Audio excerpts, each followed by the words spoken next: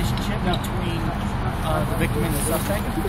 So it could be something else. So detectives are working on that right now. So we have to positively identify who the victim is, and then see if the car is registered to that person.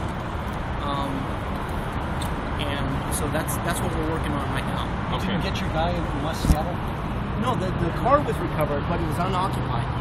So the suspect is not in custody. What's the status of the search?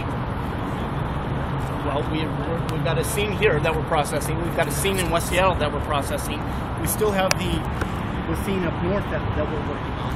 I was thinking about West Seattle. What's the status? What's going on there? Well, they're processing the car that was recovered. Is there an active search in West Seattle? And I would imagine that they're looking for the suspect.